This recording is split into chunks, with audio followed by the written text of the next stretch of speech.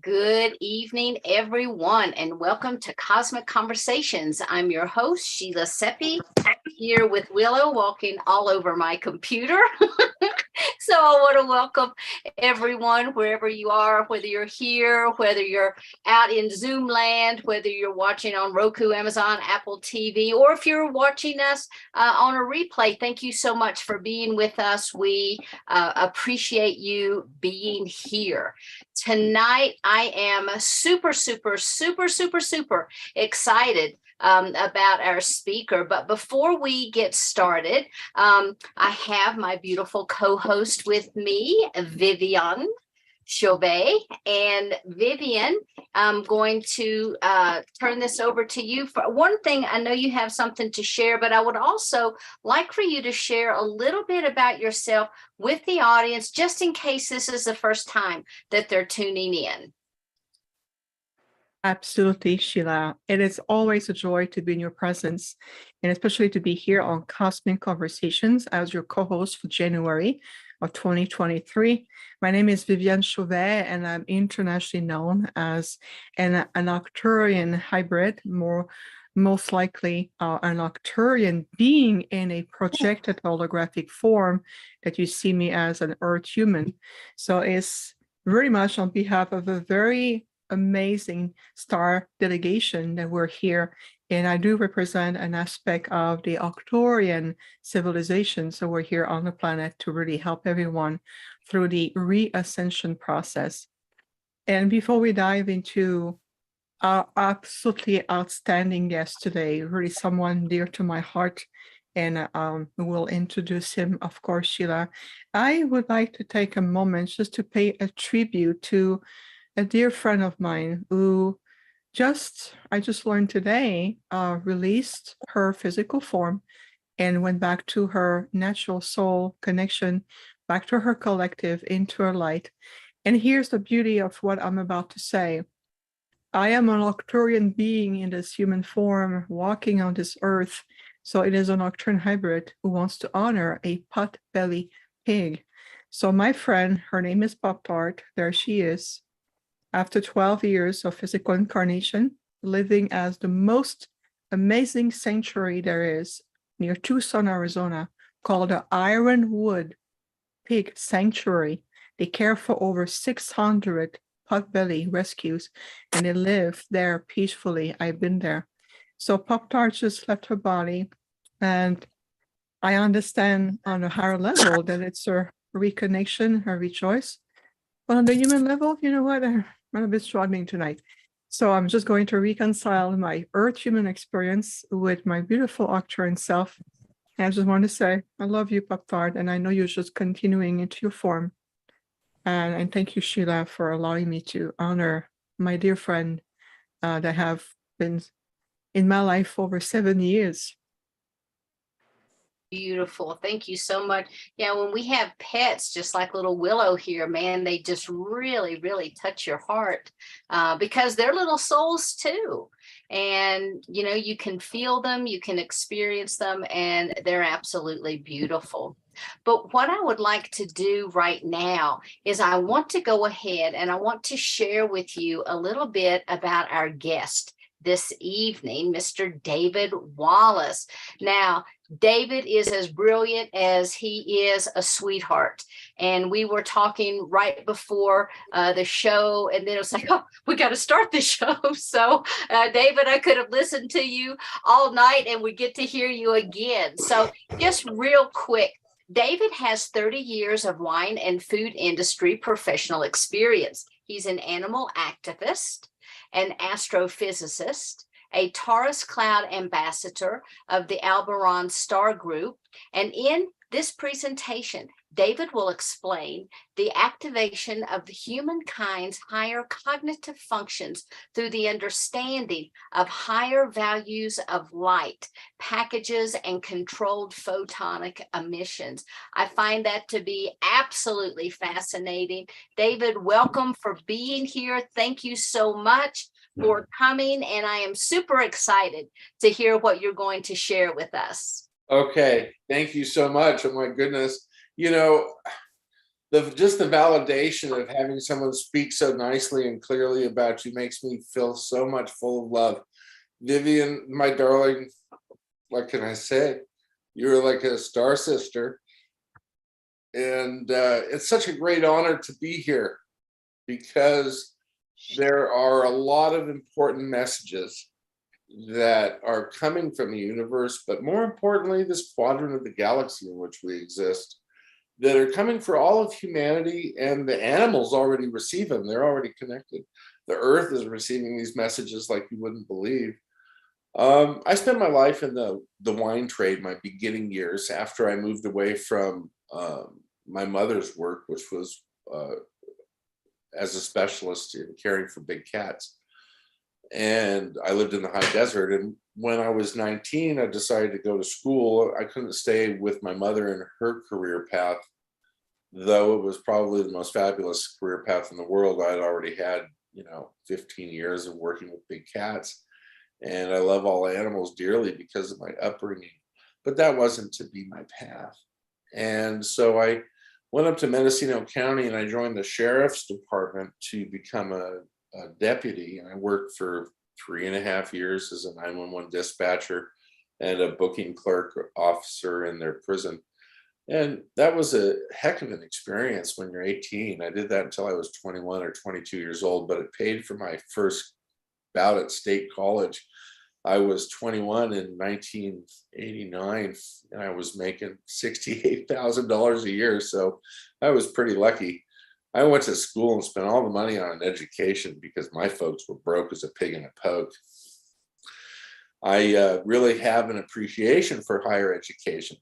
But of course, along with getting to know lots of young people and older people who are far brighter than I, comes the pap and the unbelievable nonsense that the system is like fobbing off on students. I have a higher cognitive value or a higher cognitive function regarding quantum physics, quantum theory, higher mathematic programs and values. I specialize in optics and I spent 25 years traveling the world teaching wine and food chemistry. I went to Fresno State and I got a minor in thermodynamics and became a winemaker in Mendocino. I moved down to Southern California, worked the gourmet grocery industry, and I married a beautiful British girl and moved to England. And from there, I just traveled around doing posh wine tastings, eating pate, and talking to foreign dignitaries. It was pretty boring stuff. I never had any real pull towards the beyond Earth sentient community. And one of the things that became so clear to me was that thoughts are things. And I'm not the first person to coin this. In fact, I believe Confucius was one of the first humans to say thoughts are things. Kong Fu Zi, that's Confucius. And he said thoughts are things. And Buddha also repeated it many years later, that when you think of something enough, you will make it happen. And you can control the environment, you can control your reality immediately around you by the thoughts that we keep on a continual basis, like a tape loop. Your mind is a very powerful generator, and it can change the dimension in which you exist merely by helping you realize how you change the dimension in which you exist. We don't always think about the way our very being and where we're standing has a direct effect on the environment around you.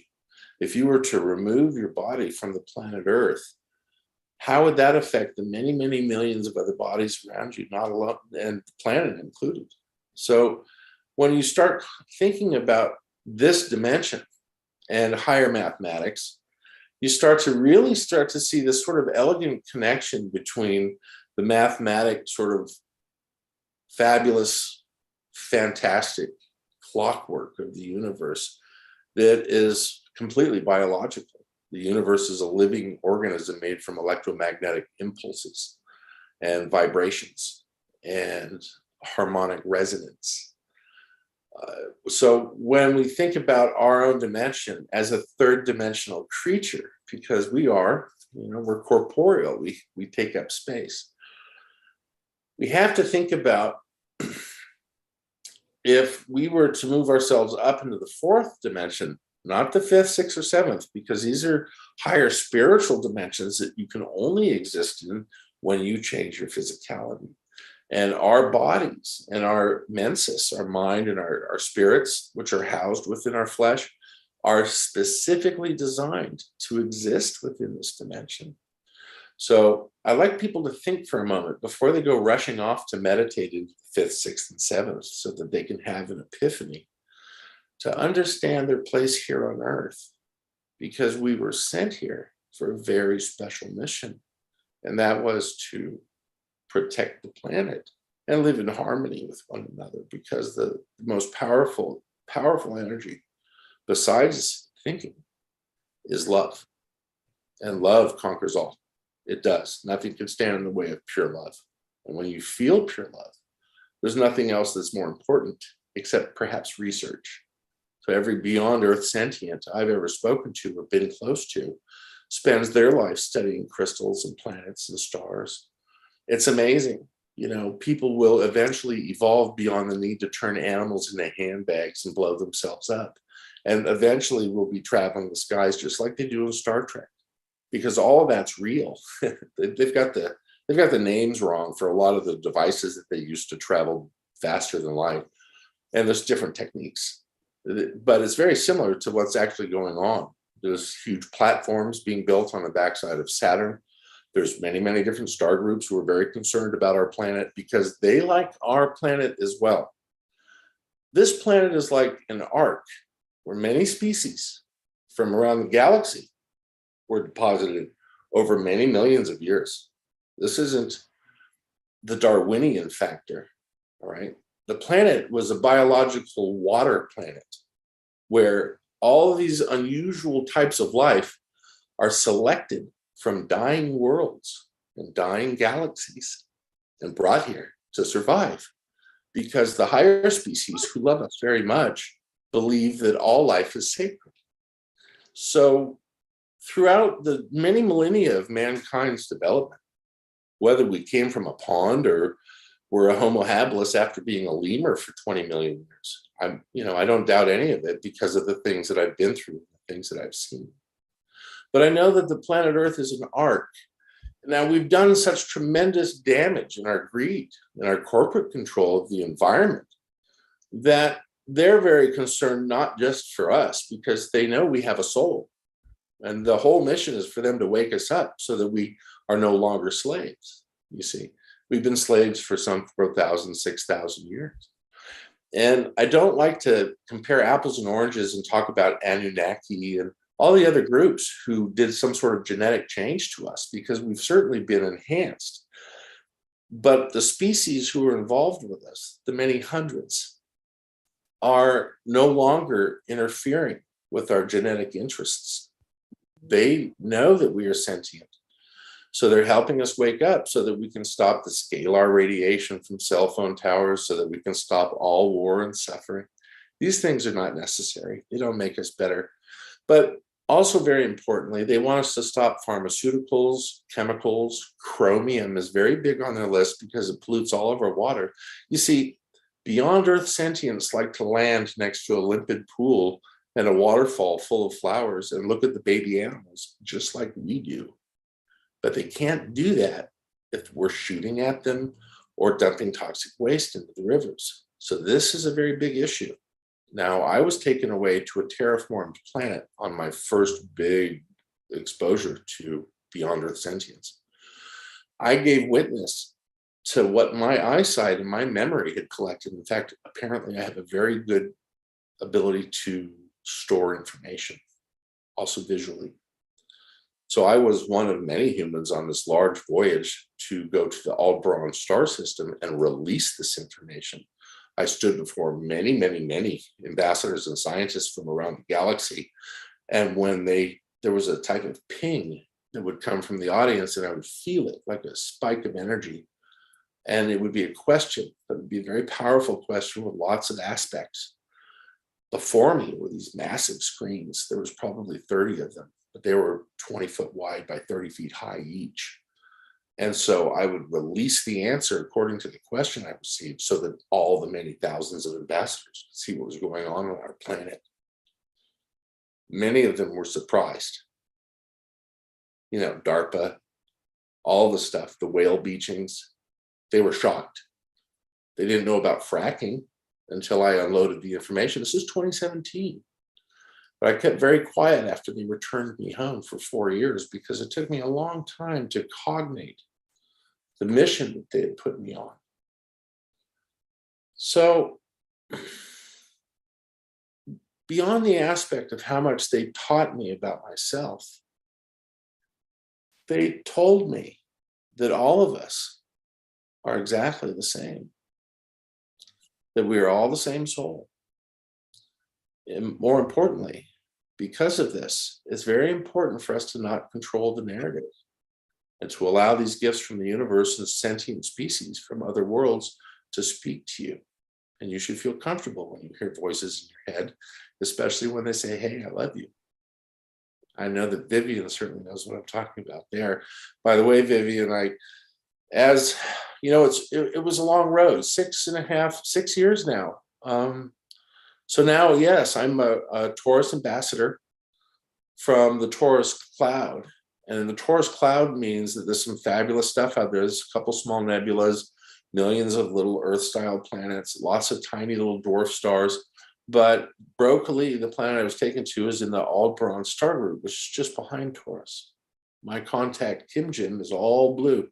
He has a Paracas-style cranium, a long cranium, big dark blue-green eyes, and he's lovely, very, very sweet. He's about 300 years old. When he held my hand, when they first came and removed me to meet Kim Jim, his hand wrapped around my wrist twice because his fingers were so long. They're so beautiful. They removed a lot of bad, negative things that I had collected all of my life because human beings tend to take responsibility for other people's emotions. And we can't take responsibilities for your beliefs or feelings because we barely have enough mind possession to control or feel our own feelings. When somebody expresses their feelings or opinions or ideas to you, be a bodhisattva. Don't accept them.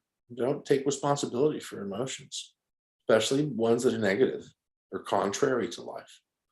But thank them for the experience and let the experience pass through you. And that way you are enriched in so many more ways than anyone could ever write down into a volume. If we allow bad things to pass through us, because life is not kumbaya. I've worked very hard all of my life and I have very little. And I'm happy about that because it keeps me busy.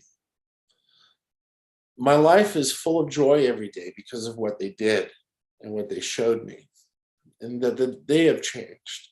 They no longer put needles into people, and they are very sorry about that. And I'm sure a lot of you who are in contact with Beyond Earth species have already received those apologies and those conversations, whether you astral project a visit or whether they come into your home. They come into my home. My home's full of antiques and bric-a-brac, and they're fascinated by it. They're fascinated by our species and what we've accomplished since Pythagoras and Aristotle, because we really didn't become interesting intellectually to them until we were able to formulate higher concepts of existence. And of course, this is mathematic, and it's stored electrochemically in our brains mathematically. Symbols from the past. If you look at petroglyphs and geoglyphs from ancient peoples beyond 20,000 years old, you'll see that the repeating symbols that we find in all countries all over the world in caves, whether it's Ireland or India, they're all the same because we all spoke the same language once. And this is a very, very nice way to realize that we are all one soul. And so as one soul, if we have a collective thought process, because of the power of the human mind, we can think something into existence because thoughts are things. And when you change the way you accept the reality around you by believing that thoughts are things, it's no harder to believe that thoughts are things than it is to believe that your baby will grow up healthy, or the cat will be playing ball, or the children will be having a good time at the picnic. It's the same reality. But you must believe these things. If you're allowing yourself to be distracted by video games or mass media, marketing, promulgated images that are things that are completely out of your control or have nothing to do with the benefit of mankind, then you won't be able to tape loop the right thoughts in order to contain, maintain, and control your own thoughts. It's very important for us to be able to share the deeper side of the experience that we're all having by being very calm and respecting our minds and respecting the minds of the people that you're trying to reach. As soon as we have a deeper respect and the deeper ability to believe in ourselves and in our fellow man, then we'll always be struggling with emotional turpitude. And these things can all be removed once we let go of self-doubt and we let go of those things that are not good for your evolution, spiritually or intellectually. So I spent a lot of time working on my brain. And that doesn't just mean reading. It means trying to figure out the system behind the system. When they work with us, and let me explain just a couple things first, and then I'll shut up and I'd like to hear back from you guys. I call them beyond Earth sentience because it's out of respect. Whether the native peoples of this country or the native peoples of Africa or India understand what I'm about to say, when you say a word or when you watch something, you give something to that. So if I say, Vivian Chalvet is one of my best sisters and I love her, then that means that my words import importance, that she's worth my love and I'm worth her friendship. Okay, Zuli. Right? So words are very powerful, almost as powerful as thoughts. We can think ourselves into a better reality. We can think ourselves into a cleaner, happier planet by releasing all of the emotions that do not serve us. Say goodbye to them. Every day is a new day. And we should all be working on activating the happiness, you know. And it's like so many people are starting to say now, it's how we choose to wake up. It's how we choose to feel. And if we stop looking at a pill to help us with depression and start taking responsibility for our own thoughts and actions and then forgiving ourselves, then we have no one else to point a finger at us. Admit what's gone on, say what you need to say in order to feel better about yourself, and let it all go. Right? So that's where I'm at right now. If you have any questions about cosmology or esoteric sciences that they use, if you want to talk about what powers their ships or what mathematics they use, their stellar navigation system, we could talk about light, we could talk about symbology, anything you want, because I've been studying neuroscience for the last 2 years. And I'm thinking of flip-flopping all of my degrees and getting a PhD as a neurosurgeon, because the human mind is blowing my mind big time. And the more I understand about cognition spiritually and emotionally, the more I realize that it's electrochemical and that our brain converts light signals into electrochemical pictures and stores them. And this is how our beyond Earth sentients contact us. When you see a ship and it flashes, it sends a packet of light down your optic nerve. It's cognited by your parietal lobe, travels down the diencephalon, and your brain knows what to do and what the message is, because your brain is 125 years old. You don't have to understand the message right away. It comes, and then after you receive more flashes, there'll be a final flash, and boom.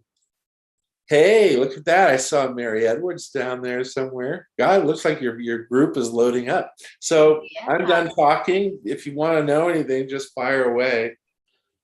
Well, I mean, I want to know everything. But before we even start, I just have to say that during your presentation, it may make me cry now, I'm almost brought to tears because of just that unconditional love that you just exude. So I want to thank you so much for being here with us and sharing your knowledge and everything. Thank you so much.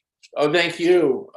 Love is so important. And, you know, once we get past the embarrassment barrier, and it's especially difficult for guys, And my dear friend Becca B always talks about the divine union of Heros Gamos and the divine masculine.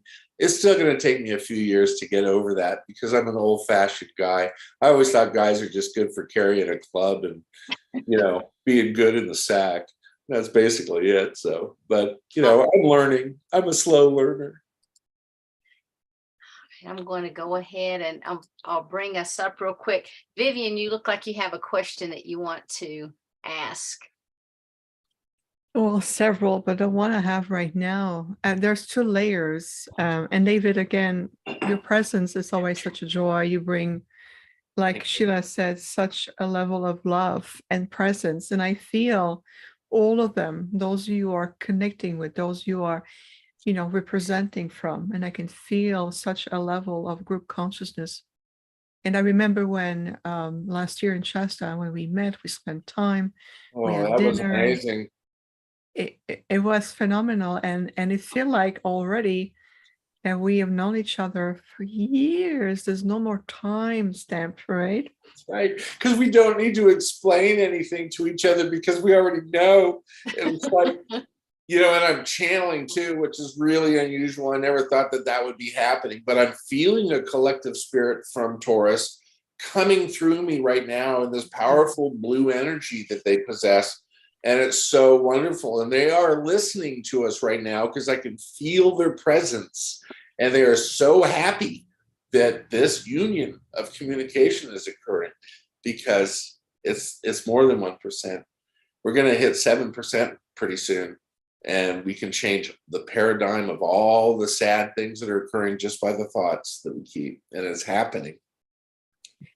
It's amazing. And, I think I'm going to have an extended conversation with you. I woke up the other morning and there was one word that just kept repeating over and over in my mind.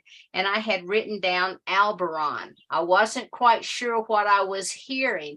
And so I picked up the phone and I called somebody and I'm like, hey, do you know anybody from and they're like, no, I don't think so. I'm like, I don't know if I had traveled there at night.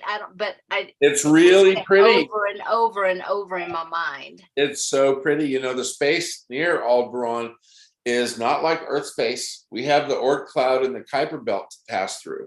And any species that is visiting us has to fly through two very dangerous rocky rings. That navigation alone should tell you the level of their expertise and intelligence, because these are powerful swirling masses of rocks. Some of them are the size of a baseball, the others are the size of, Texas. And there's millions of them swirling around, and it protects our planets and our solar system. And it's a very interesting feature. But just going through that, navigating through that, so that you can get to deeper space, because Taurus is probably 64.5 million light years from us. And we cannot conceive right now about the magnitude of traveling light speed because we're not allowing ourselves to understand the quanta of universal mathematics. It's very simple for certain species to do this, and they only allow the transference of that information to other beings who are like them. Because believe me, Arcturians, there's so many versions of what they are, but they're actually just this magnificent, brightly blue humanoid. They're gorgeous. They're bald, I think, aren't they, Vivian? So, and Kim Jim is similar to them, but his species are all about 4.5 foot tall. And they originally came from Vega many, many millions of years ago. Wow. But I'm only given little glimpses and pieces of that kind of information. But when they started talking about speed, Weimer put me in my chair on this massive ship. And he put his hand on my face, just like Spock does in Star Trek. And he unloaded an amazing amount of mathematics on me. And I think it's because he realized that he had at least a 4-hour trip to get to Aldebaran space at the way that they travel, and he got stuck with a stupid monkey that's alive. So he gave me a whole bunch of mathematics information so he'd have someone interesting to talk to. I honestly believe that. And so it was really fun, though, because then all of a sudden I could start to understand neutrinos, micrometeorites, what protects the ship, how fast are we going, why are we going that fast? And we really got into it. And by the time I had got to the planet, I had already made 7 or 8 friends on that ship. And they started to actually give off the vibration of respect. Respect is hard won, both with our species, of course, but with them as well.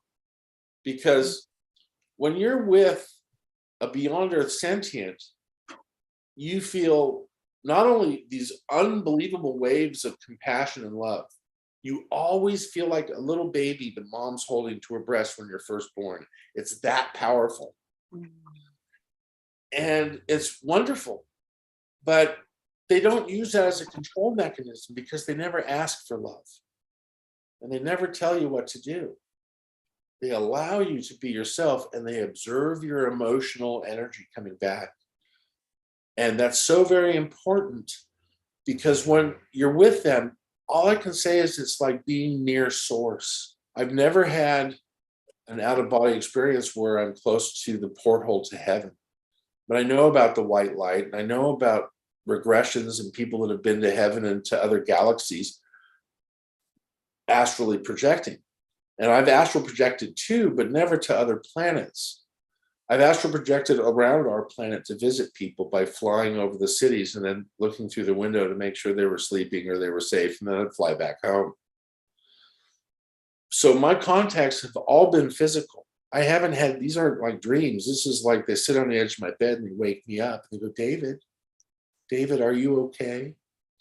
So Vivian knows this, but on January 7th, 2017, when they took me away, when Kim Jim showed me the whole bottom workings of this giant ship, and it was vast. It was the size of 3 aircraft carriers, this giant disc, and the beautiful magnets that swayed like amoeba underwater, and all the staff of all the different species that were working as the mechanical backup crew for this giant ship.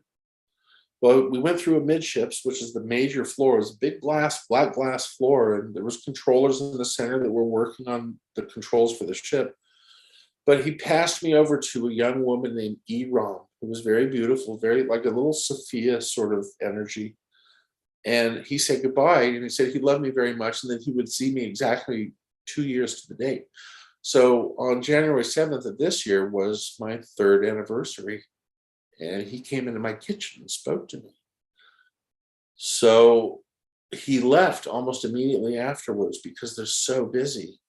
But he left me with this really amazing list of things to share with people. And it would take far too long to share on this one sort of meet and greet. And I'm trying to write all this stuff down because, when you get big downloads, it takes many hours to write this stuff out. And it has to be clear for everyone to understand. And I can speak in their language, but I choose not to because it's so embarrassingly strange. So I just don't. But I have communications from from Andromeda. He's a mathematician. I have his photograph. And what I'd like to do in the future is maybe put together an epilogue of some very important photos to share with you that you could put up. And we can just sort of go, maybe 30 photos and spend 2 minutes on each photo. And just say, yeah, this, and this. Because they allow me to take pictures now because they know that everybody needs to see them. And if you concentrate hard enough on one little patch in space, then you'll see the ship that is supposed to be with your harmonic. You see, my son and I studied everything we could about species from other worlds after we saw our first orb that was above my car. It stalled my car. We got out and looked at it, and it flashed twice and shot straight up in the air. And we found that most of the stuff on the internet back in 2017 and books and TV was all rubbish. So what we decided to do was to create a mantra and sit on my balcony overlooking the ocean. And we just picked one small spot. And it was, of course, the Taurus region, which is always visual in the southwestern sky of California. We got Hercules and Taurus. And so after about 3 months, we're watching these very deep stellar craft travel from planet to planet very quickly because we're clever fellows. We know the difference between satellites and US government stuff. So we decided to say the same thing at the same time with our minds and project that thought to that one place in space. And so the only difference was he would say, my name's William, but so it goes like this. Hello, my name is David. I know you were there. I'm not afraid of you. Please come down. I would love to meet you. My species is having a lot of difficulty, and my planet, I'm afraid, is in trouble. If you love life, please come down because we need your help. And there's no one else to turn to. And we thought that was a nice thing to ask. Well, lo and behold, after 3 or 4 months of doing this every night, a ship stopped in that space that we were looking at, and it turned towards us from way, way, way out in deep space and shot a laser, and it lit up my entire balcony. And then the laser stopped after just a couple microseconds, and it flew straight into our visual field. It was enormous, and it was only 2 miles out above the ocean off my balcony. And it rotated to show me its geometric shape. And then it flashed a series of bright lights, which by the next morning had illuminated us emotionally. We woke up feeling like, oh my goodness, we have to go out tonight. And so we did this every night. And it turned out that Wednesday, Thursday, and Friday were the big nights. Thursday, 8:30 until 9:30 p.m. And then Friday, 8 o'clock until 10 p.m. Pretty soon, myriads of different ships were showing up to that one space. And so we started communicating. Now, after about 7 or 8 months, I was starting to get a different value of communication than my son. I was hearing things like, yes, David, you may take our picture. What would you like to know? Then I started playing a game that I called the name game, because I was so overwhelmed and flabbergasted that this beautiful light in the sky was speaking to me, because I wasn't, prone to speaking to myself anytime prior to this event. Not that there's anything wrong with it. Progress that one that you're listening to. I'm sorry, say again. What recording is in progress? So when you're listening to. Sorry, if someone could go on to mute, please. Thank you. Are we good? We are good. Okay, so it was really cool, because then I was starting to feel like they have taken responsibility for my question, that they are in some way going to make my dream come true, which is, and I've had a really wonderful life. Okay, I've always put myself in places where I could work really hard and have a really great time and visit lots of countries and speak to thousands of people all over the world. And I had a great time. But there's nothing I ever did in my life that was so wonderful that ever prepared me for this. And so I started saying to them, okay, so I have a phone and it has Google, which is a form of artificial intelligence. Can you give me 3 scientific words that I could punch into Google to see what happens? And then they'd say, of course. And then it would be something really far out. And so I punched those things in, and yep, sure enough, it would be some really exotic science in a paper that was in the American Journal of Astrophysics, or from the AGU, that some multi-genius PhD 20-year-old had just put up his first abstract, and it blows everybody's mind. And it was just put on the computer that very friggin' moment. And these are really strange terms, terminology, sentences in science that I didn't know anything about. And, oh, what is this? I'm sorry, my screen's doing something funny. Just 2 seconds, please. It's asking me to do this thing. All right. Can you guys see me okay? Yes. Okay. So I've got this terrible, there we go. Show active speaker video. That's the one. No, that's me. Show thumbnail video. And I'm sorry, it's my son's laptop. Damn. All right, so I'm just going to do this. See, I wish William was here right now. It's really kind of messed with my thing. Damn. Oh, I know. I can hang up on that. At least. Oh my God. There we go. All right, at least I can see you. Hi guys, sorry about that. So I realized that they were giving me information.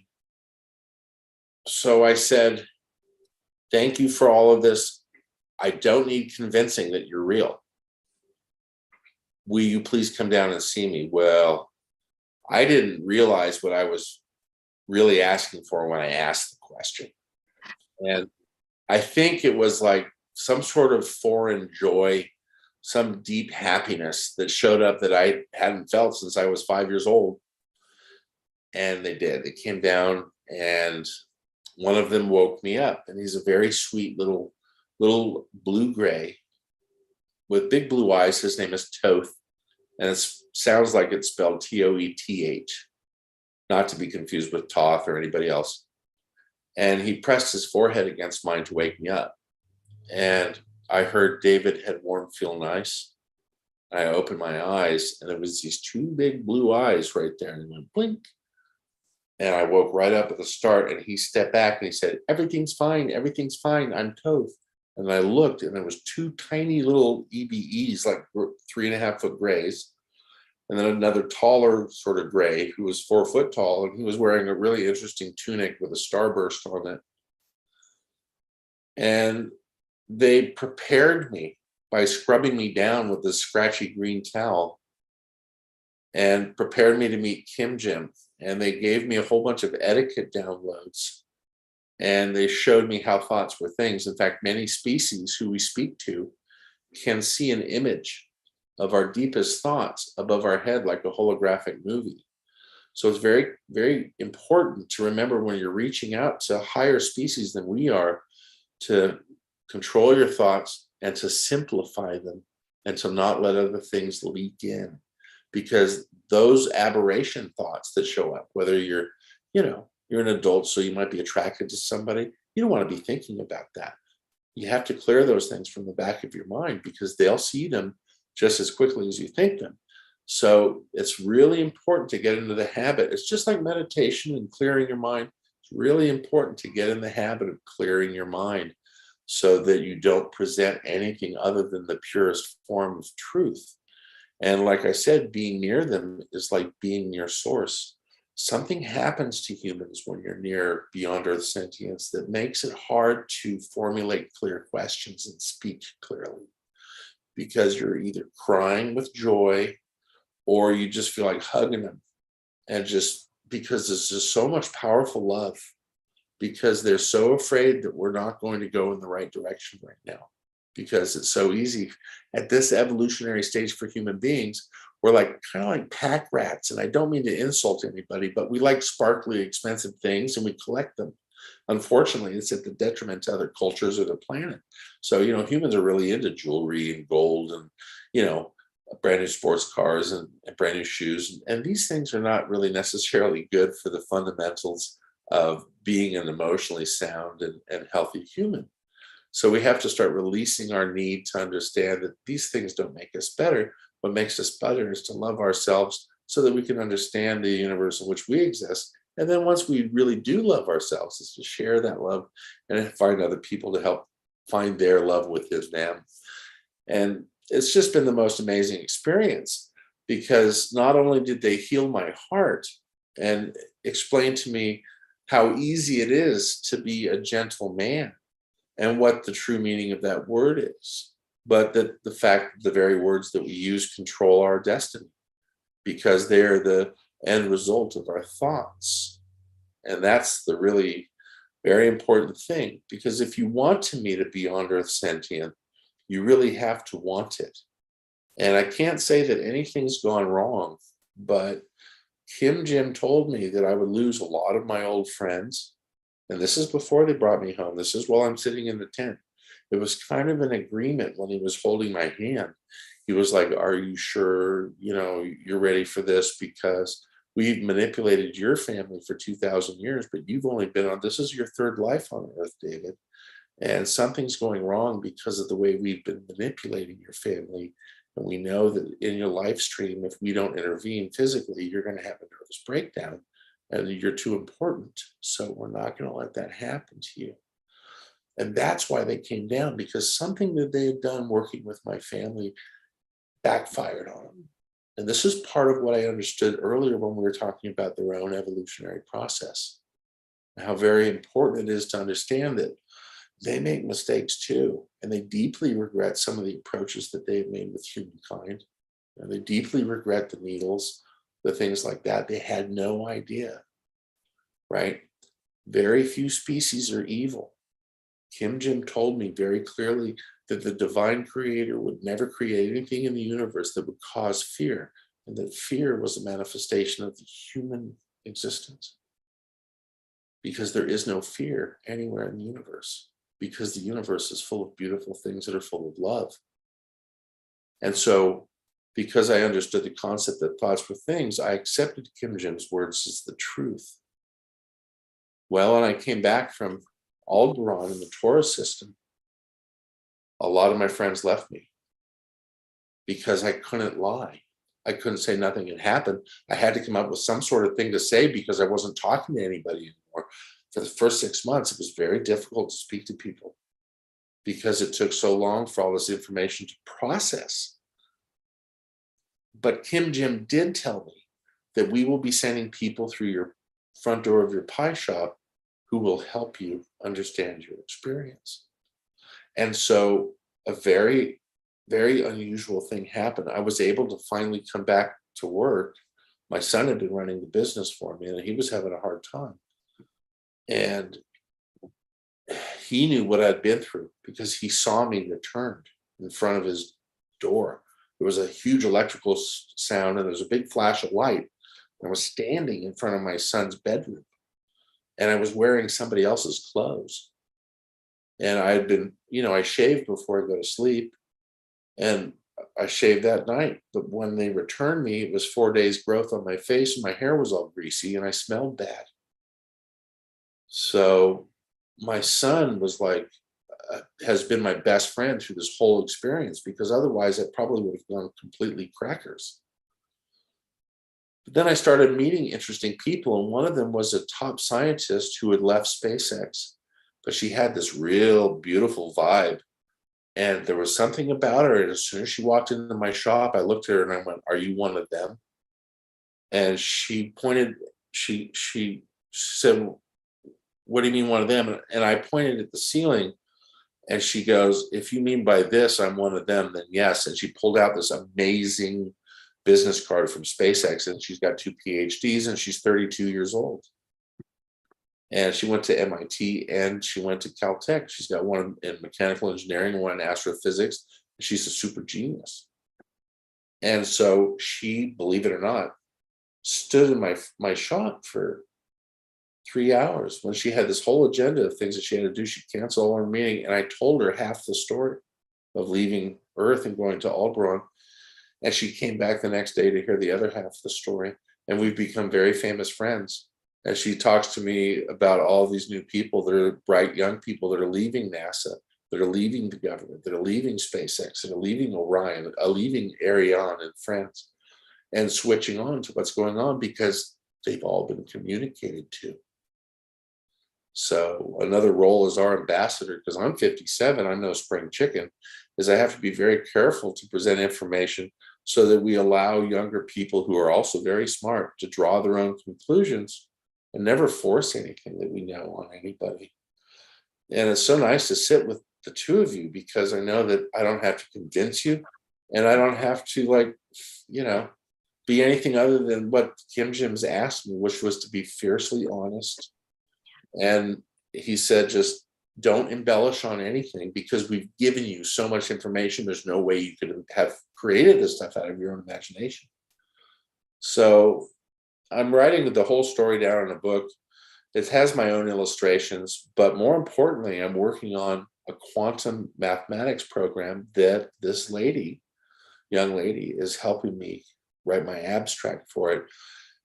She realized that it is a type of hypertext made from higher physics that allows people to have almost an immediate cognition of quantum mechanics if you're shown this mathematics program. And so I developed and designed it as I was taught by my associates from Taurus, but more importantly from a man named El. And El is from Andromeda. He's a vibrational being and he's very unusual, very, very old. He has a huge triangular craft and he's working with 700 people or so on the Earth. And he only comes to humans that see his ship, because his ship is enormous. And when you see it and you can actually capture it, and I'll make sure that I send some pictures to Vivian she can share with you of Elle's craft over my home, then he knows that you're at the right vibration, because many of the people that we know are working on your vibrations. And we always talk about keeping our vibrations higher, don't we? And the reason is, when you're poorly, if you have low hertz vibrations, then, you know, you need to get them up so that when you vibrate at a higher resonance frequency, your body's healing processes activate properly. The earth has very high resonance. They can read that from many, many, many, many miles away. Your personal thoughts and the love that you share with the universe are like a beam of light that goes far beyond this planet, that when they fly their ship through that beam, they can follow that beam down to you. It's one of the ways they find us, because certain humans have more pain and certain humans have greater need. I certainly did. I had emotional pain that I was struggling with. I had a greater need because I needed to know more than just knowing the face of God. And do I get to go to heaven when I die? And what is that paradigm? And so when they came down and told me the truth, they did it very lovingly and very gently. That we're all their children. And depending upon how much intellectual stamina that we possess, they will give us tasks. Just like the spirit elders for native peoples, the Tihu that came from the sky, right? Because they are truly our Kachina. And so when I meet the Taurus Cloud group, they are my Kachina elder. And so I understand that they are the Tihu. And they are the great teachers. They teach mankind about the four ways: love, respect, life, and continuing on. So everything that we know is the truth. When we get together, the energy can be focused. So if we get 15 or 20 of us together, we can make miracles happening by joining hands and concentrating on the thought of peace, on the thought of world love, on the thought of forgiveness, because our minds will create this. And sometimes the physical union of gathering and holding hands to pray for these sacred things will make them come true. So we just have to keep them and be strong. Be strong in our hearts and be strong in our minds, so that we can possess the power value of thought. And the great grandfather spirit in the sky, who knows your heart, will support you. Right? Beautiful. Beautiful. Could you share with us just a little bit about when the beings are in our presence, how they experience our emotions? Okay, so many beings don't feel emotions the way we do. And it isn't because we aren't them or they aren't us, because many of their physical attributes that some humans are a little surprised by, their elongated skulls or their larger heads and their very frail bodies. Sometimes they're very tall and elegant and strong. Sometimes they're very frail, but they're very different than us. Not all of them are similar to us. I know that I've never met a Nordic, but I heard that they're, good-looking blondes. I've met Pleiadians, but not the human type. And there's 6 or 7 types of Pleiadian, including the original ancient ones, the bright blue ones. They understand that emotions connect them to their ancestral purpose. You see, when we evolve past our need to blow ourselves up and realize that science is one of our highest values, and that the support of love and life is one of our highest values that we could ever hope to attain. But you lose something in the process of the intellectual expanse. When your mind gets larger and your cranium gets larger, and as a human it will, over many thousands, if not hundreds of thousands of years from now, if we stop what we're doing and clean up our act using pesticides and chemicals, then we will not be interrupting the evolutionary process as we have. So if we stop using all these things and the evolutionary process is allowed to recommence, then certainly in 500,000 years, we will be much different than we are now. They don't feel the emotions the way that we do, in a sense that their emotional understanding are chemical. There are electrochemical signatures that they evaluate. Many of the higher species, the intellectual species, are very understanding of our nature because they were once us. So to them, we are a bit of an archaeological oddity. But certainly, they need us to help to understand love, because they miss love. They miss the warmth of love. There's a lot of love. Don't get me wrong. There's something that we tend not to discuss within the community that believes or contacts beyond Earth sentience. And it's the fact that they have physical relationships. Many of them give live birth. Their genitalia are not overt. Ours are because of our evolutionary process. Theirs are not. They're hidden in a way. But many of them make love also. And it's not just to procreate. There is the expression of love, and it's beautiful. It's just as beautiful as it is with another human that you love. They don't make a big deal about those things. And obviously money doesn't exist. But they do understand that sex, food, and money is a very large part of our theology as a burgeoning species. They oftentimes wonder why we deserve the help that we get, because we're constantly thinking about sex, food, and money as a species. So those are more thoughts that we really need to control or eliminate altogether in order to have a much more cogent, clear life, and that we can become more communicative in a more effective way to remove those mental, intellectual distractions like food, sex, and money. Because money doesn't exist, food is to stay alive, and sex is for procreating. That doesn't mean that there's something bad in the way I've described them. It's just the way it is. So stop paying so much attention to it, right? They understand that about our species. So dependent upon the type of tribe, because they do visit tribes in Africa, they visit groups of villages in China, they're all over the world. This isn't some sort of, I'm a middle-class Caucasoid in the United States, so I'm going to choose to believe in extraterrestrials. See, I never call them that. I'm very distrustful of names that people have given beyond Earth sentience. And that's what I was saying earlier about the name being the badge of honor. If you call them an alien or an extraterrestrial, you're really doing them a disservice. They're beyond world sentience. And like I call their ships interstellar conveyance, or IC, because they're not a UFO. We know what they are. And they're not a UAP. So please don't say the word UAP. You're only supporting the government acronym they want you to use in order to demonize them, right?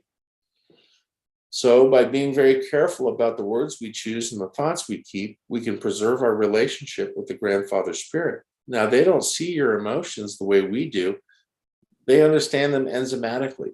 But when they hold your hand, and oftentimes when you develop a relationship with a species from another world, you will eventually have physical contact. It doesn't happen right away. But when they do, just sit calmly and present the palm of your hand to them, and close your eyes and take a deep breath, and they'll come and they'll place their finger in the center of your palm. And that's first contact. There's a DNA exchange that occurs right away.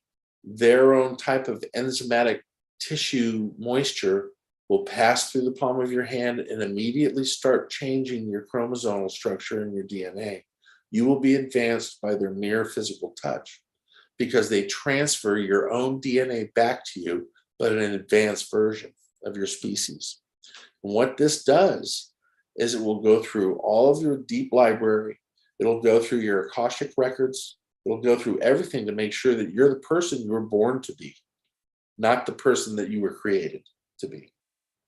And this goes back to self-love, self-understanding, and the damage our parents do or our great aunt does when they put us in a crib when we're 2 months old and scream in the other room at each other about not enough money for school. And so the baby absorbs all that stuff as a form of guilt or dread. And then we grow up with this heavy, heavy basket of dread, or a yoke with 2 water bottles on it that we carry throughout our life. They want to release you from those things so that you see the joy of yourself and the joy of complete openness. And as soon as your head opens up like a lotus blossom, all of the vast love and knowledge from the universe drops into the top of your head. And it's a beautiful thing. So the emotional connection is very important for them to understand love, because they miss it and they don't like being considered exoskeletal xenomorphs with an extending proboscis that's going to take a piece of your cranium. They don't like that image. And it makes them very sad, because you know who is promoting that image for them. But they're not. They're all very loving and they care very much. And some of them are very, very sad for us. And they know that we want more. We deserve to have clean water and healthy babies and all these things that we deserve, that we were given by our grandparents. But because of our rapid advancement towards technology and chemicals and pharmaceuticals and wealth, then what about our poor mother? The Mother Earth will give you everything until she has nothing to give. That's how much our mother loves us. But what society will we be when there's 14 or 15 or 16 billion of us and nothing but dry rocks and no trees? Right? So we must think about these things now and transfer that immediately to our offspring so that they are raised to love Gaia more than we do. And then Gaia will respond to them by their thoughts. And we become the children of the sun and the inheritors of Gaia, because we are moving forward into a greater earth, a more beautiful earth. And we do that by the thoughts that we keep and the love that we share. We make that happen by believing it every moment of our lives, because every moment is so precious. We can choose to do the right thing every moment of our lives and free our souls, because then when you do the right thing every moment of your life as an expression of love for all life, all animals, all people, then you free yourself from having to wonder about your behavior last week or last month or last year, because we become the higher self we're meant to be just by making the decision to be that way. Regardless of what anyone says, regardless of the condition and where we live, we can always be kind, loving, forgiving, and generous, thinking of others before we think of ourselves. And that will change. And it's happening now. There's no more 1%. Like I say, it's got to be at least 7% now. How many people do you think are direct physical contactee with Beyond Earth Sentience? How many people would come off the top of your head? How many people do you think are actually touching, hugging, and loving? Vivian? There's one. Yeah. Okay, so right now it's about 14 million humans are having contact. But every amount of energy has been spent to make sure nobody knows. Right? And so many of us are in psychic contact. Vivian had really went through a thing with me about a couple times. Once about Nellis Air Force Base and going to rescue Gritch and the rest of them. But these psychic waves pass through our planet, and Vivian is probably one of the most powerful psychics I've ever met. And so when she feels something, I'll like have a like emotional freak out and text her, and she'd be like, "Oh, David, everything's fine," because they connect us. Sheila, they connected you and me for a very specific reason, because you and me and everybody we know and love, including the entire group that's watching this show, all of you are such an important part of the great bright light of love and healing. Right now, there's a lot of changes in our quadrant of the galaxy. So I'm going to say this, and I don't know if I'm the first person to say this, but I think it's the right thing to say because they've asked me to move in this direction. Human beings are not alone, and I don't mean that as a pun. There are other worlds in a quadrant of this galaxy. This quadrant is 20 parsecs across. It's so vast, we can't even consider the vastness of our entire Milky Way, guys. So start narrowing that field of vision down. Look at the Earth and everything that we're exposed to in a pie slice, just like the Navy does when they're searching for people at sea. Consider your section of the galaxy the pie slice that comes off of Earth. They've asked me to tell all of the ambassadors right now and all the other people who are just waking up to what's going on that there are many worlds that are suffering like ours. There are many worlds, and that they're stretched a little thin. They need Earth to do what it used to do every 6,000, 12,000, 24,000, 36,000, 48,000 years. They need us to send a collective love, a collective support signature from Gaia as a beam of energy and shoot it towards the galactic central sun. This is very important. Many of you that follow astronomy and astrology will know that as we move, as the Earth moves right now, we're coming out of Pisces and have certainly entered into the quadrant of Aquarius. There are many celestial bodies that have been removed from the energy waves that come from the center of the galaxy. Those planetary bodies and systems are no longer protecting Earth. So Earth is moving into an ancient form of foreign space. We've been through this space before. It's really important right now for everyone to concentrate on sending healing energy to the other planets in our quadrant of this galaxy to help them, because there are species that are blowing themselves up right now with nuclear weapons. There are species who are just on the cusp of their first industrial revolution. We are not the only ones. There are many M-class planets that are going through an evolutionary process. If you travel back in time to the beginnings of the universe, like if we went to Andromeda, which is what, 300 million light years away, Andromeda has been through, what, 2 billion years of existence beyond blowing themselves up. That's how advanced they are, right? So collectively, as you expand the universe as a living organism, all of the planets that are M-class planets or similar to Earth are on the periphery of this expanse, and they're all evolving and being created as the universe grows. That whole thing about the universe shrinking or the universe dying or anything, this is all nonsense paradigm. The universe will expand infinitely. Ancient species are very far away.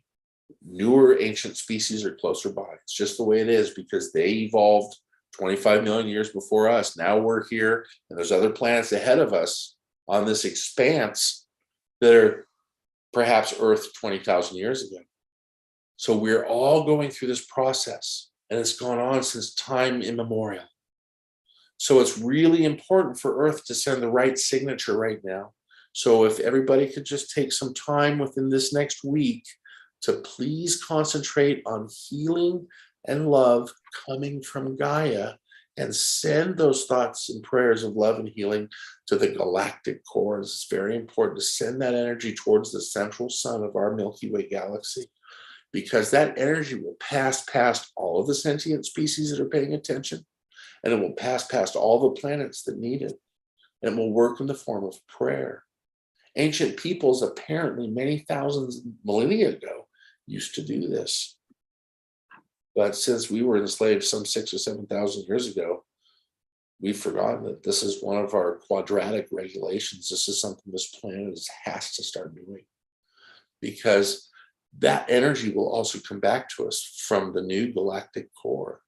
We're being exposed to energies in the Milky Way right now that are quite dangerous. And I'm not going to get into catastrophes. If the Earth has a catastrophe and it's ordained, we'll make it. We always survive those. So we're just like a little critter on the surface. So if you fill your heart and your mind with love at all times, no matter what happens, you'll realize it's okay, right? But let's get that prayer going out. Let's get that prayer of love and healing and send that to the galactic core of the Milky Way, and it will come back in volumes. because of the resonance waves. So it'll really help us, but it'll really help a lot of species that are behind us. And that was what the Taurus ambassadors have asked me to share today. Beautiful. Does it make sense? Oh, yes, above and beyond, David, above and beyond. And Right, because I can't hear my thoughts. I'm just repeating them as I'm receiving them. you know, what you're sharing right now, it's really coming in the most crucial time on the planet.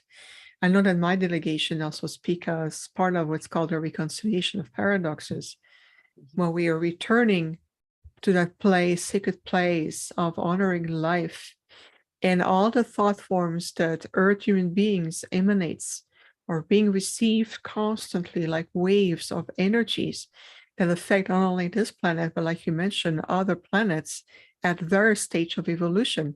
So this is something, and even from, what's that? No, I just agreed. I said that sounds absolutely correct. Beautiful, David. No, it just very much in saying it. This is something that even through my delegation, I see a lot, and something that they teach a lot, because even through our ship and the other delegations that we work together as partnership, we constantly have to either clear the waves to prevent sending out too much negativity elsewhere, and to only allow the pure love frequency, the frequencies of light to come through, just like you mentioned, all the sentient life forms. And it's very true. I love that you brought back again tonight, moving forward, today, every day, how absolutely essentials we are. And this reawakening process we're in on this earth is leading the way to so many other other planets. So let me ask you this question, David, if I may. You mentioned that creator or supreme source, depending on the labels, will not create too many negative races. So how can we reconcile, since we're here in this 3D form, how can we reconcile the idea that there's some beings here that are so much more on the negative polarity side and the duality with other groups that's been here, and let's face it, draconian, reptilians, and others? How can we reconcile that? That's an excellent question. And so the first thing that I heard from Kim Jim was that we can't, and we don't have to reconcile it. He said that the species that are in trouble are in that group, and that as a reverse ambassador, as we were charged, and as I was charged and explained sort of earlier, we have a responsibility to actually love them, to help heal them. Because when we love them, we send our powerful enigmatic energy of love, which encompasses them, and it actually forces out their behavior so that they become either simpletons that are controllable, or that they blossom from being freed, because we have the strength and the power of love to not bother reconciling them. Almost like the Pleiadian ancient ones. When something so horrible happens, then they step in. But it's up to all the different dignitaries, ambassadors, and the planetary alliances, whether that's my group, the Galactic Council of Scientists, or the Federation of Planets. They have to solve those problems, but we don't have to reconcile them. We send them love because we're part of the brigade of love warriors that they can call upon us as ambassadors to be there when the bad stuff happens. Do the right thing. But we don't have to reconcile it. And by not reconciling it, we don't recognize their behavior, and then we don't have to take responsibility for it. Even if we find similarities in those other species' behavior in our own human presence, in our own human story, by loving them, despite how awful they are, we break them down and we help change them. Because Source also needs us to understand that even though we're in a three-dimensional corporeal form, you join Source by the energy of your heart. You join Source by the power of your love thought. And that connects us immediately, and Source protects us. No, absolutely. And I knew in my heart, And especially as an intergalactic being that I am, that was exactly the way we need to do. And I'll tell you, David, and all of us here today, I witnessed firsthand the redemption of a reptilian soul that has gone too far out of miscreation, misalignment. And I chose to step forward, and through great sacrifice was able to guide the soul back to redemption. And the soul said, I gone through the redemption of love, redemption of light. And the soul left the planet, and I was able to go see that soul where he is. And I know the soul will continue to move on. And it was incredible. And he was a reptilian soul. And I firsthand. Why am I not surprised? You know, my mom, and I love everybody, okay, but I am not one of the guys that falls into the category where I have to love women a certain way. I love the fact that you're such a strong warrior, and I want to fight right next to your side. And this is exactly why you blow me away, because you have the kind of inner strength that can do that. I'm only sort of like right here with my experience, even though I've been a contactee directly for the last 7 years. You're kind of like, so respect and hats off to you, because you're just amazing. That is such a brave thing to do. So I admire that. You're very welcome. And by that redemption of that one soul, it triggered a ripple effect, positive ripple effect, and sent out message all the way to even their queen. And I met the queen as well. And it was pretty bold on my part, but I'm an Arcturian. So we went all the way there and helping to shift certain aspect so we can help the earth and everyone, every sentient life form. We are great guardians of life. Sheila, an idea come to me inspired by those in the chat room. If with your permission, Sheila, how about if David, you accept, let's do together already a prayer and send waves that you talked about, from here, and send it out to let's join our hearts, our love, our divinity to clear that out and send out the waves. Would that be good? As always, you read my mind. That's why I popped on. I was going to say, I've got this great idea. Yes. Wonderful. So let's do it. Sheila, would you like to lead it? How about if you lead it? Oh my gosh. Okay. Well, it'll be short, I promise, because I'm quite prolix. I'm sorry that I talk so much. Okay, so I'd like everybody to close their eyes just for a moment. Take a deep breath through your nose and slowly let it out through your pursed lips. Let's do this just a couple times, okay? Let's start now.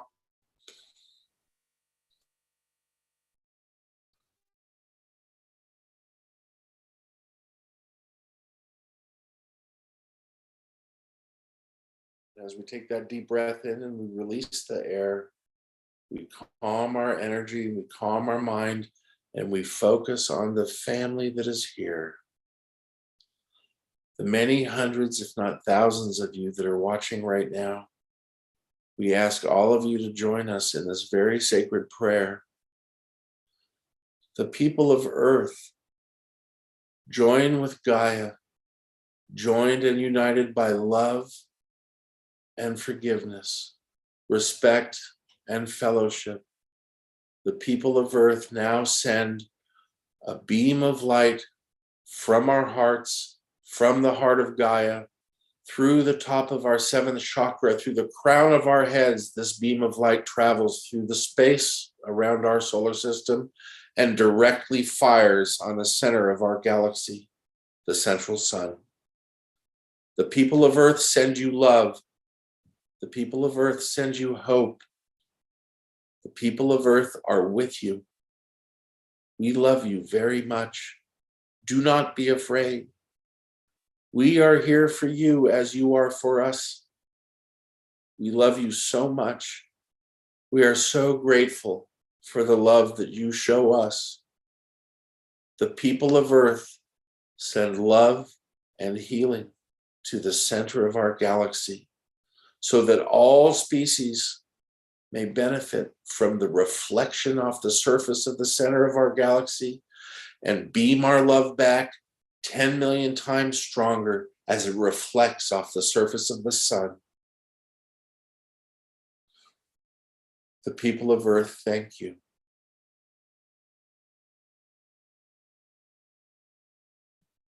All right.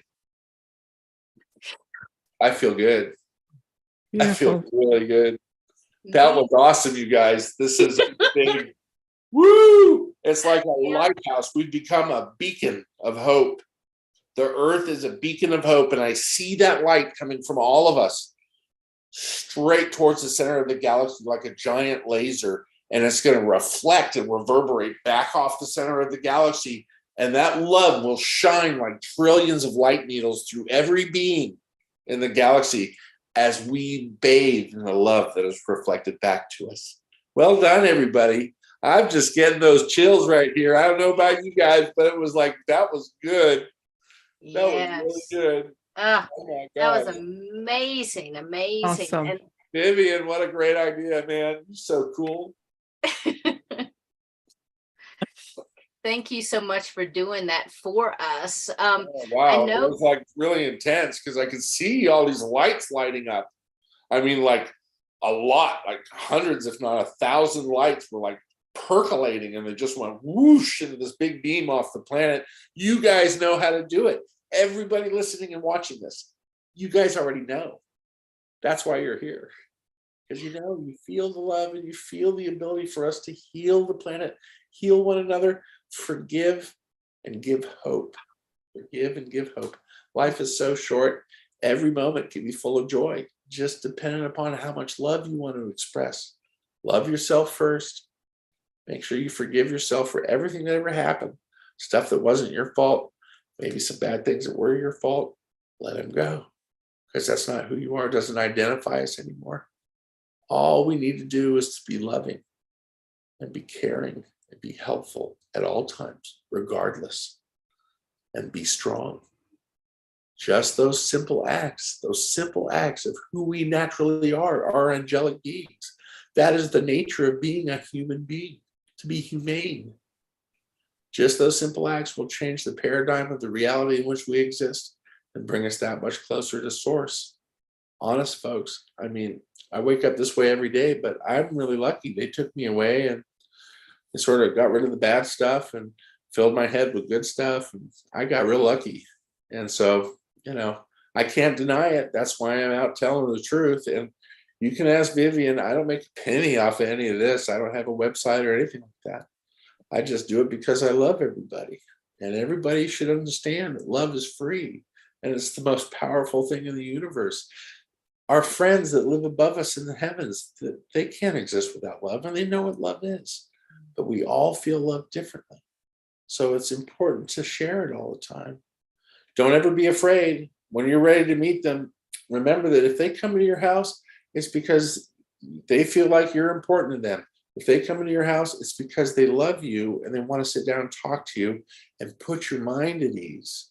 There's nothing to be afraid of. I don't know any stories of anybody that had a beyond earth sentient come into their house and do something bad to them.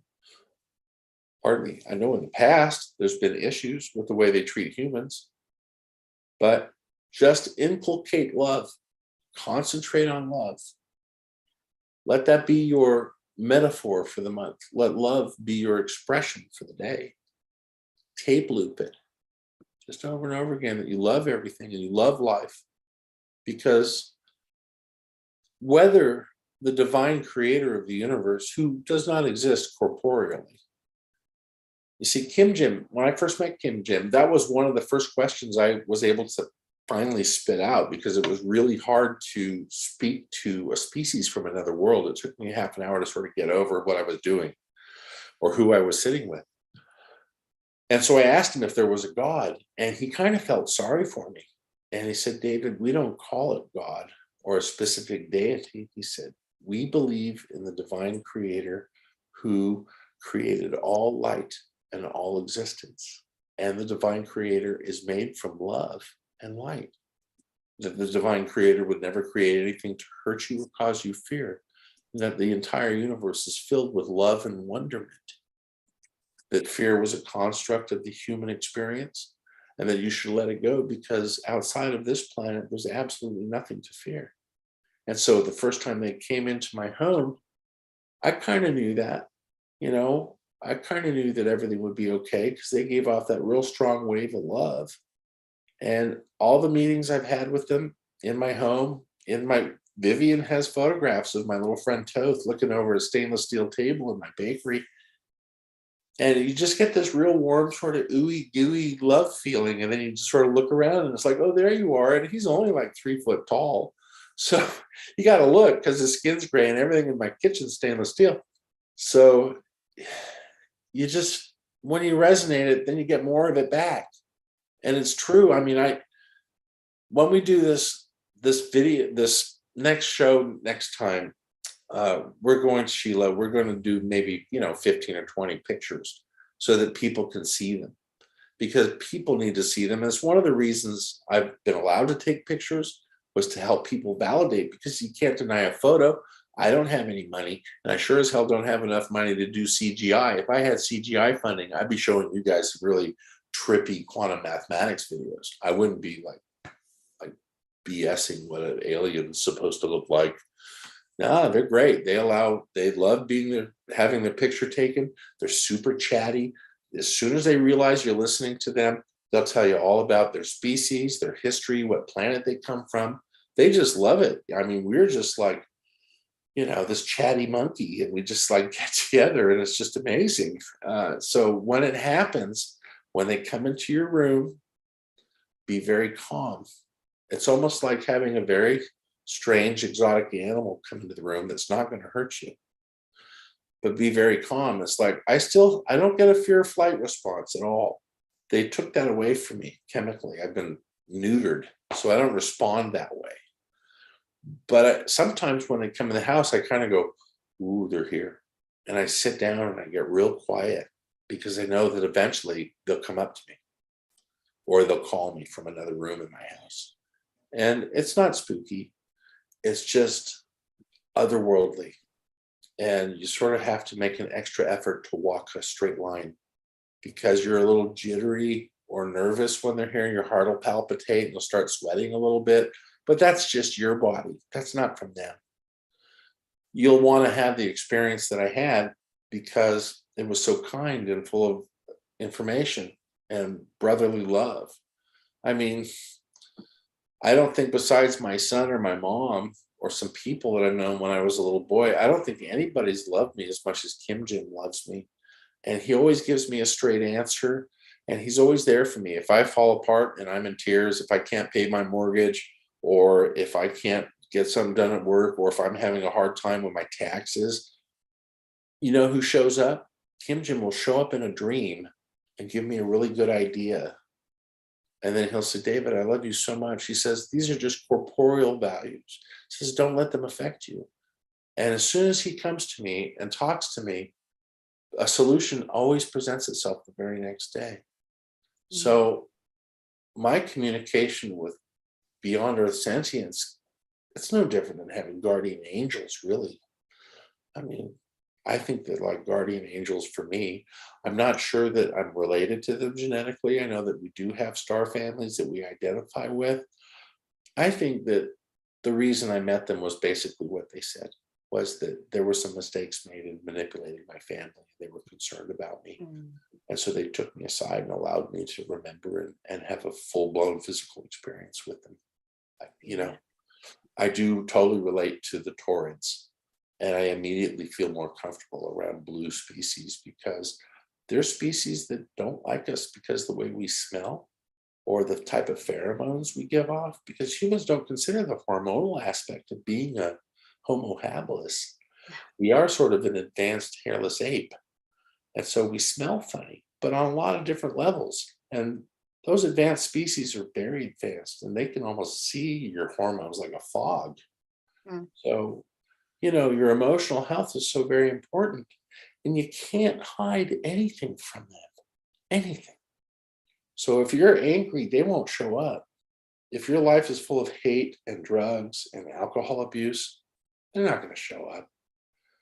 Because if you can't control those simple corporeal issues that are causing you to be an unhappy person and perhaps die along one of those alleys, then they can't help you ever. You have to show them that you're strong enough to walk upright the way you're supposed to. Beautiful. That is so Right. beautiful.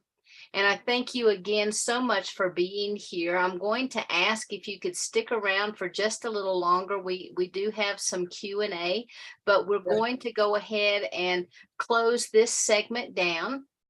And I know Vivian has to go. So we love you and appreciate you and honor you for being here. Thank you so much for being my co-host this month. I really appreciate it. And do you have any final words that you would like to share also, Vivian? Thank you, Sheila. A joy to be your co-host with you. Anytime you need me, we're here for you. I apologize because more duty calls. I do have a healing session. I'm working with a father and his daughter, and so they're waiting for me. But David, anytime, it's always such a privilege, a pleasure, and the love. It's all there is, absolutely. And we are returning to what we call in the Arcturian way, return of living by the essentials. And it's wonderful to see how many people have experienced, awakened to our experiences. And this is how we co-creating different level of more quality of realities that is transcending the fear matrix where we believe that has originated outside of the original human celestial template. It was never part of the human experience, but it was introduced to the planet and became part of as an entanglement over time. So love is what dissolves the experience of fear. And remember that love and fear cannot coexist in the same space. So choose love. That's all Thank I'm going to you. say. I love you, Vivian. I love you too, David, and Sheila as well. Thank you, everyone. We will see you next Monday. David, anytime. Thanks. Beautiful. Thank you, Vivian.